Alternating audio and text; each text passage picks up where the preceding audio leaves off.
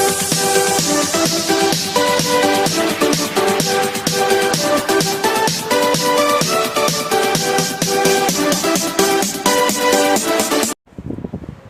Morning बच्चों, सरदार पटेल की online classes में आज हम हिंदी व्याकरण के अंतर्गत छंद पढ़ेंगे। जैसा कि बच्चों पिछले वीडियो में आपने छंद के अंतर्गत चौपाई छंद पढ़ा था। आज हम चौपाई छंद के आगे जो आपके पाठ्यक्रम में दूसरा छंद दिया गया है दोहा, दोहा की परिभाषा पढ़ते हैं बच्चों। जैसा कि आपने दोहा सुन के आपको लग रहा होगा कि जैसे कबीर के दोहे, रहीम के दोहे, जो कि हम पिछली क्लासों में भी पढ़ते आए हैं और उनमें किस प्रकार मात्राओं की गणना की जाती है, आज हम उसके बारे में जानेंगे। आपके बच्चों पाठ्यक्रम में दोहा छंद दिया गया है। आइए हम सबसे पहले दोहा छंद की परिभाषा देखते हैं। यह छंद अर्धसमात्रिक छंद होता है। इसके विषम चरणों में यानी प्रथम और तृतीय चरण में 13-13 मात्राएं होती हैं और सम चरणों में यानी द्वितीय और चतुर्थ चरण में 11-11 मात्राएं होती हैं।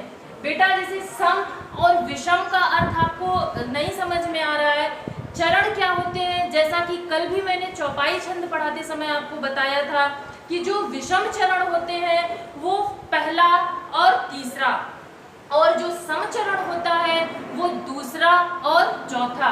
ठीक उसी प्रकार जैसे ये उदाहरण दिया गया है, इसमें मान लीजिए ये पहला चरण कहलाता है और ये दूसरा चरण कहलाता है, ये तीसरा चरण कहलाता है और ये चौथा चरण कहलाता है। जैसा कि परिभाषा में आपने देखा होगा कि प्रथम और तृतीय चरण में 13-13 मात्राएं होती हैं, अर्थात प्रथम चरण ये हो गया और तृतीय चरण ये हो गया।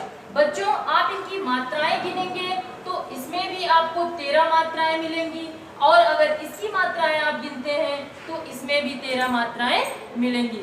ठीक उसी प्रकार जैसा कि परिभाषा में लिखा गया है कि सम चरण अर्थात द्वितीय और चतुर्थ, द्वितीय चरण जब पहला चरण ये हुआ तो बच्चों दूसरा चरण ये होता है और इसकी मात्राएं हम अगर गिनते हैं तो इसमें टोटल यानी पूरा 11 मात्राएं होती है। इसी प्रकार जैसा समचरण बताया गया है, द्वितीय और चतुर्थ में 11-11 मात्राएं, अर्थात द्वितीय चरण ये हुआ और चतुर्थ चरण ये हुआ, अर्थात द्वितीय चरण में 11 मात्राएं और चतुर्थ चरण में भी 11 मात्राएं होती है। बच्चों इसी प्रकार आप लोग जो भी अगर प्रैक्टिस करना चाहते हो, मात्राओं की गणना नहीं समझ में आती तो आप मुझे पूछ सकते हो।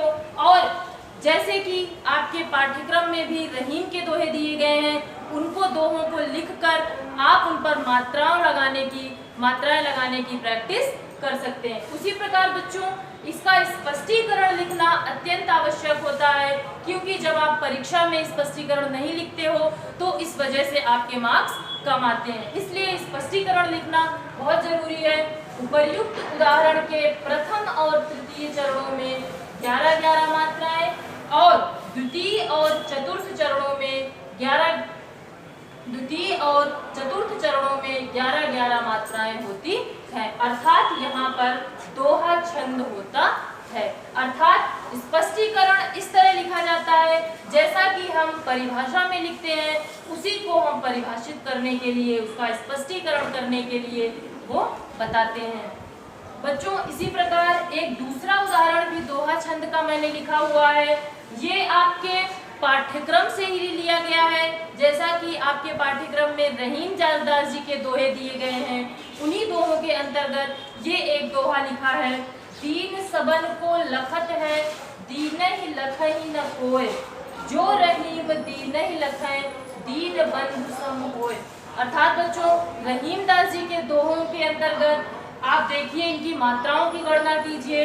जैसे 2, 1, 3, 4, 5, 6, 7, 8, 9, 10, 11, अर्थात बच्चों 12, 13, इसमें 13 मात्राएं। जैसा कि आपने परिभाषा में देखा है कि प्रथम चरण में 13 मात्राएं होती हैं और इसके द्वितीय चरण में 11 मात्राएं होंगी। इसी प्रकार इसके तृतीय चरण में 13 मात्राएं और चतुर्थ चरण में 11 मात्राएं होती हैं। बच्चों जिस प्रकार आपने इसका स्पष्टीकरण लिखा है उसी प्रकार इसका भी स्पष्टीकरण आप स्वयं लिखिए।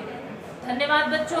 अगर आपको कोई समस्या होती है, कोई दिक्कत आती है तो आप नीचे कमेंट बॉक्स में जरूर लिखिए और अगर आपको पसंद आता है तो ये वीडियो लाइक जरूर करें। धन्यवाद बच्चों।